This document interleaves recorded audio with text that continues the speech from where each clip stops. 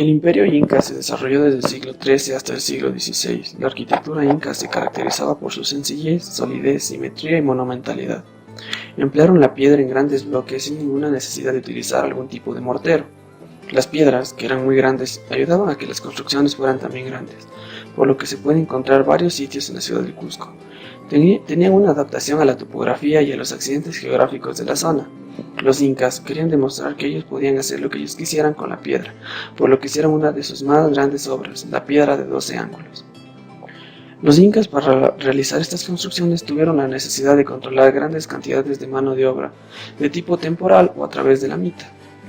Cieza de León señala que, según informaron, en las grandes construcciones se solía emplear alrededor de 20.000 hombres originarios de diferentes regiones del Tahuantinsuyo. En el caso de la piedra, utilizaron variados tipos como la dorita, el granito y el pórfido, con gran ingenio, ya que las trabajaban con una gran precisión en el acabado. Podía ser de tipo labrada y pulida. Muchas de estas piedras mostraban el modelo almohadillado, es decir, con cara ligeramente abultada. Las piedras varían según el tipo, los aparejos en que están emplazados, y estos por lo general tienen relación con la función dada a la construcción. La arquitectura poligonal es típica de la etapa tardía de la cultura inca. Las construcciones incas se desarrollaron técnicas para levantar muros enormes, verdaderos mosaicos formados por bloques de piedra tallada que encajaban perfectamente, sin que ellos pudiera pasar un solo alfiler. Los edificios están construidos con bloques de granito cortados con instrumentos de piedra o metal pulidos con arena, que encajaban perfectamente los unos con los otros. Dependiendo del tipo de la edificación, las puertas trapezoidales eran rodeadas por distintos tipos de aparejos. El aparejo rústico, elaborado con piedras completamente irregulares y de aspecto brusco, necesitaba un mortero. El celular, llamado así porque tiene semejanza con la textura de la piel. El sedimentario o imperial es el tallado perfecto de las piedras por el cual no podría pasar ni un alfiler. El aparejo engastado, que tiene forma de rompecabezas y cada uno de los filos es almohadillado. La arquitectura inca se caracterizaba por ser muy simple y monumental. El uso exclusivo de la piedra tallada es lo que le da la característica a este tipo de arquitectura. Era monumental debido a que, por usar piedras y no tener el uso de ningún mortero, tenía que ver un equilibrio específico en cada una de sus edificaciones. Para lo que son las puertas trapezoidales, tenemos primero el dintel y las jambas. ¿Por qué se hacía de manera trapezoidal? Bueno, es sencillo. Se utilizaba esta forma debido a que necesitaban hacer más corto el espacio en el dintel y distribuir toda la fuerza de la edificación de la pared hacia la base. Normalmente, como la piedra era tallada a tal perfección que no podía pasar ni un solo alfiler, evitando filtraciones y también haciendo la edificación mucho más resistente al tiempo y a todos los factores que lo rodean. Las fuerzas que ejercen en la puerta trapezoidal son todo el peso que tiene desde arriba de las piedras, que es la continuación de la pared. Estas son principalmente soportadas por el dintel. El dintel es una piedra mucho más larga, como ustedes pueden ver, es precisamente para que tenga un mayor soporte de las fuerzas que vienen de la parte superior. Otra de las fuerzas es igualmente una diagonal que afecta directamente a los bloques de los lados de la puerta. Estos bloques, como son tan anchos, son soportados en el resto de la pared. Y al tener una forma que se va abriendo, se va a distribuir directamente a la base del trapezoide.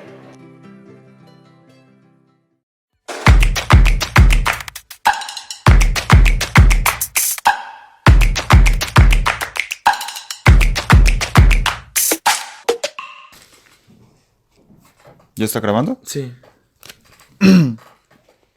Bueno, el arco falso o arco en ménsula o arco acartelado o arco maya, no sé cómo se llama, es una estructura en base de arco que resulta de colocar bloques a ambos lados de un vano, de tal manera que forman una escala hasta que se encuentren en un punto medio. En América, este tipo de construcciones se asocian fundamentalmente con la arquitectura maya, aunque en Extremo Oriente existen abundantes ejemplos en la India y en Camboya. También en Europa aparecen arcos falsos, no solo formando bóvedas, sino también cúpulas. Así como de la extrusión y revolución del arco obtenemos la bóveda y la cúpula respectivamente, del arco falso obtenemos la falsa bóveda y la falsa cúpula. A diferencia de un verdadero arco, un arco falso trabaja puramente a compresión, que es el tipo de esfuerzo más adecuado para piedras y bloques, por lo que a pesar de suponer un avance frente al sistema dintelado, su eficiencia es limitada. Vale, he estado leyendo en Wikipedia que los falsos arcos y las falsas bóvedas se han venido utilizando desde la más remota antigüedad por la práctica totalidad de culturas. La falsa bóveda más antigua de la que se tiene constancia se encuentra en la egipcia pirámide acodada, que data del tercer milenio antes de Cristo. También la pirámide de Keops cuenta con una imponente galería de 8 metros de altura y más de 40 metros de longitud, con forma de falsa bóveda. Hemos hecho un modelo a escala de la estructura del arco falso para simular su comportamiento a distintos tipos de esfuerzos.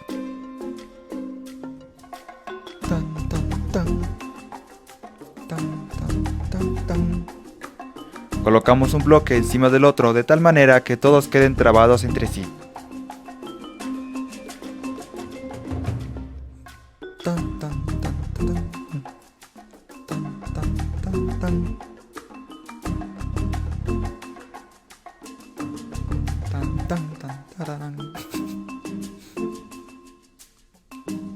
El primer esfuerzo al que se verá sometido nuestro modelo será una carga puntual.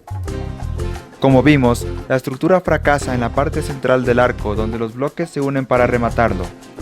Reconstruimos el modelo para el siguiente ensayo.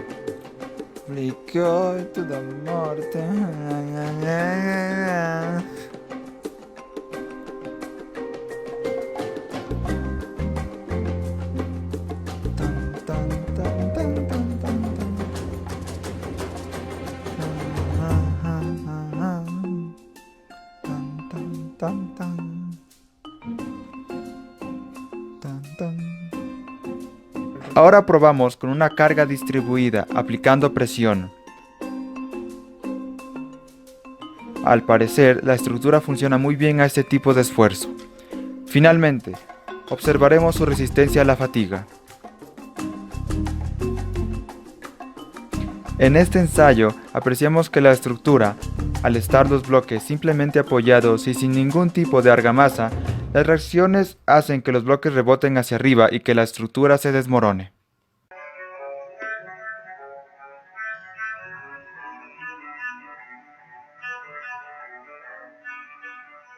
...447 y 432 a.C. Está dedicado a la diosa Atena Partenos. El Partenón es el único templo griego íntegramente construido en mármol, material de gran durabilidad que se utilizaba para dar carácter noble a los edificios. Sus dimensiones son de 30.9 metros por 69.5 metros, convirtiéndolo en el templo más grande del mundo griego realizado en estilo dórico. El templo se construyó de afuera hacia adentro. La columnata exterior constaba de 46 columnas dóricas con un diámetro máximo de 1.9 metros y una altura de unos 10.4 metros. Cada columna estaba formada por 11 tambores, con objeto de que las piedras encajaran limpiamente. Las superficies de contacto se dejaban ligeramente cóncavas para producir un efecto de vacío, técnica llamada anatoriosis. Con objeto de compensar errores visuales, las columnas no eran rectas ni necesariamente verticales. A un tercio de su altura el fuste se abombaba unos 2 centímetros, un énfasis, y las de las esquinas eran un 2.5% más anchas que el resto, además de inclinarse hacia adentro. La mecánica tiene una realidad física a través del efecto de Poisson de pesos comprimidos. También se toma en cuenta el pandeo de revestimiento delgado. Están basadas en la hipótesis de Vitruvio, que tiene como fin corregir la ilusión óptica, amplificar la distorsión óptica y la tensión o emoción al espectador. Se da un traccionamiento de la columna en su parte central que provoca el abombamiento. La columna de piedra tiende a producir a una escala diferente a la deformación del flujo de una columna de madera. El Partenón, su columna dórica. Los griegos construyeron la énfasis o ésta se formó solo como una respuesta del material. La mecánica tiene una realidad física a través del efecto de Poisson de piezas comprimidas. Proporcionar una estructura vertical que transmita por compresión el peso de la estructura a otros elementos estructurales inferiores. Los romanos aportan la media columna que no tiene el mismo comportamiento estructural, ya que se limita a absorber momentos cortantes y dar consistencia al muro en el que se encuentran encastradas. En la figura superior podemos observar el método de colocación de los bloques de piedras de los templos griegos. Se aprecia el apoyo de unos tambores sobre en algún caso a la rotura, como se puede entender. Las piezas quedaban unidas únicamente por apoyo de unas sobre otras, sin conglomerante, y entre los tambores se colocaban en su eje unas piezas metálicas de conexión que permitía centrar y corregir el eje final de la columna. En la siguiente figura podemos apreciar un lado este del Partenón. Se aprecia el inicio de las ancladuras, si bien en la parte inferior se superponen dos perfiles distintos. Las acanaladuras se realizaban ya colocados los tambores, pues si no habría sido imposible hacerlas coincidir unas con otras. Se ha observado en distintas construcciones el comportamiento del mármol. La característica más resaltante es el pandeo de losas de mármol sometidas a compresiones. En bastantes casos estas compresiones se derivan de las dilataciones térmicas confinadas, generalmente con una gradiente transversal, que es la máxima dilatación en la cara expuesta al sol que favorece la curvatura. La mayor parte de los materiales presentan con cargas moderadas comportamiento elástico. Bajo condiciones elásticas, la deformación desaparece completamente cuando la carga se retira. Dos tipos de rotura características en probetas de granito de mármol de Carrara. Se aprecia cómo el granito tiende a romperse en forma de lajas, mientras que el mármol aparece un hinchazón a modo de éntasis. En el siguiente diagrama podemos observar el esfuerzo versus deformación de varias probetas de mármol correspondientes a 3 puntos de la curva esfuerzo-deformación.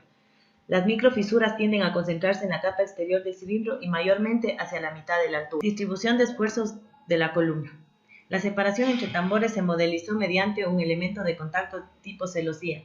La influencia del peso propio se traducía en un incremento del 15% en desplazamientos verticales y 27% en horizontal. Distribuciones tensionales: se detecta un ligero efecto en los tambores en la parte central de la columna respecto a tensiones horizontales, aunque este efecto se pierde en el caso de tensiones verticales. En la siguiente figura aparece una malla deformada para el caso de base con rozamiento, pudiendo apreciarse la influencia que tiene el capitel en las deformaciones de la parte superior de la columna.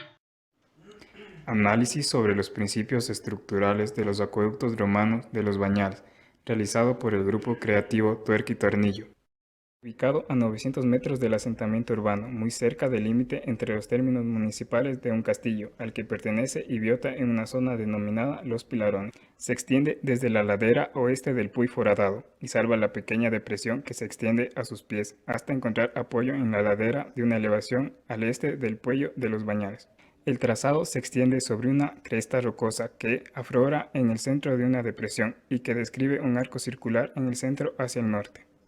En la actualidad se conservan 32 pilares que están constituidos por un número variable de sillares de areniscas de labra tosca con forma de paralelepípedo con una estructura mixta. Los pilares tienen 6 metros de alto con una base de 1.4 metros de dimensión transversal y 90 centímetros de longitudinal. La distancia total del P1 al P32 es de 250 metros y se incrementaría hasta lo que es ahora de 350 metros.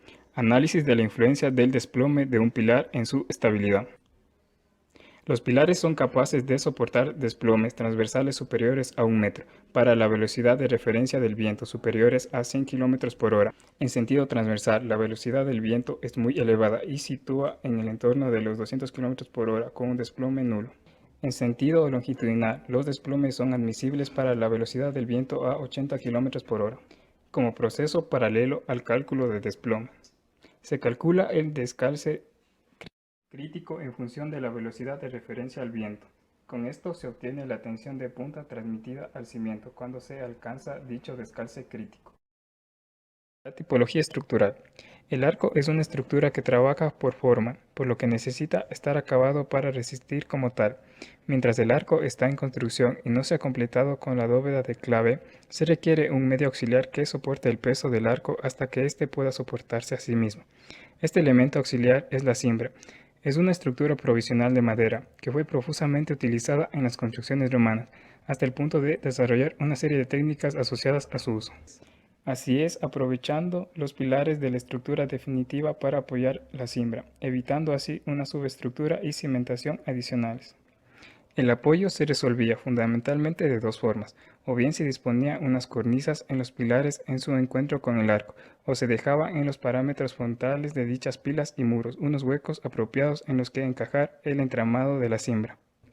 El hecho de tener labrado el hueco para el anclaje del dintel en el sillar superior junto con la perforación vertical en su centro para su sujeción. En el acueducto de los bañales se reemplaza esta técnica por la de los dinteles porque esta disminuye la carga del viento. El momento flector en tal punto del arco es igual a la suma de los momentos de todas las fuerzas ubicadas a un lado de la sección, es decir, izquierda o derecha. La fuerza cortante en tal sección es igual a la suma de las proyecciones de todas las fuerzas ubicadas a un lado de la sección sobre el eje perpendicular a la tangente que forma el eje del arco. La deformación máxima del dintel en el tipo de apoyo intermedio es 40 veces inferior a la del vano simplemente apoyado. Lo mismo ocurre con el giro en el apoyo, que se reduce 16 veces, consiguiendo también el de la palanca de apoyo. También hay que destacar que la mejora en el apoyo intermedio supone para la frecuencia propia del dintel, que se multiplica por 4, y con ella la estabilidad frente a fenómenos de vibración inducidos por la acción del viento. La perforación transversal que tienen los pilares en su tramo superior adquiere sentido con los parámetros frontales de los pilares, de algún orificio, rebaje o resalto que permitiera el alojamiento de los puntales. El canal se sustenta sobre un dintel o viga de madera que, además de apoyarse en los pilares, lo hace en un apoyo intermedio que se sustenta a su vez gracias a un sistema de apuntalamiento que arranca también en los pilares.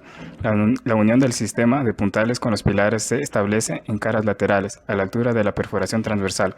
En cada una de dichas perforaciones se aloja un transversaño que, por medio de una pieza enhebrada en los máximos extremos, recibe una carga transmitida desde el dintel a través del sistema de apuntalamiento. Esta disposición permite un doble plano de apuntalamiento, uno en cada cara de los pilares, lo que supone también importantes ventajas frente a la solución de un plano único de apuntalamiento.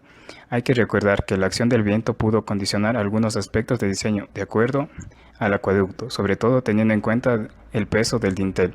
La unión del dintel con el pilar se sustenta mediante este sistema de anclaje que está compuesto por dos dinteles, uno en cada cara, un nudo de apuntalamiento, una viga transversal y el seguro de la viga. Este sistema conduce las caras verticales del canal hacia el pilar. Este ensamble del dintel con la viga se da primero uniendo la viga con el nudo de apuntalamiento. Cada dintel se acopla con ángulos de 20 grados y se ancla todo en un seguro de la viga. Este sistema transmite las cargas de cada plano uniformemente hacia el pilar.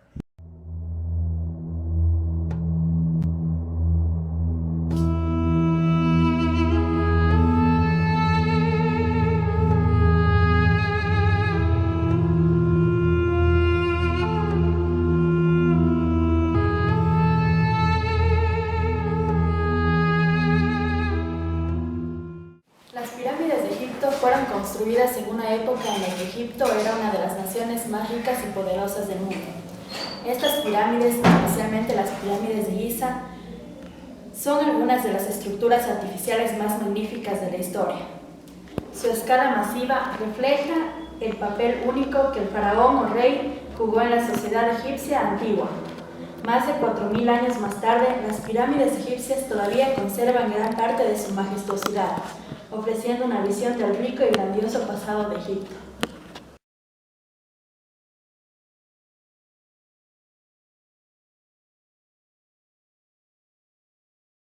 Desde el comienzo de la era dinástica 2950 a.C., las tumbas reales fueron talladas en roca y cubiertas con estructuras rectangulares de techo plano, conocidas como mastabas, que fueron las precursoras de las pirámides que hoy en día conocemos.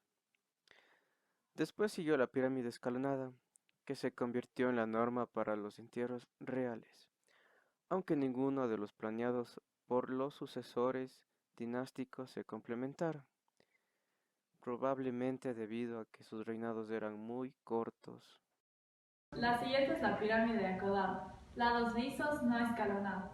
Fue la pirámide roja de Dashur, una de las 3 estructuras funerarias construidas para el primer rey de la cuarta dinastía, Senefuru, y el nombre proviene del color de los bloques de la piedra caliza utilizados para construir la pirámide.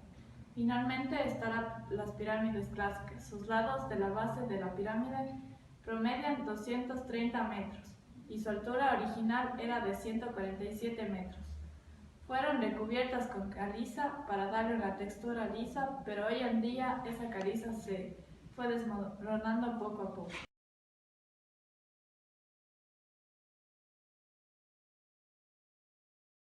La construcción de las pirámides podemos explicar de manera muy sencilla, como si hiciéramos caer un poco de tierra en el piso y esta se forma de una manera piramidal o en forma de cono. Entonces, de esta manera podemos ver la distribución de las fuerzas que pasan a la subestructura de la tierra de esta forma.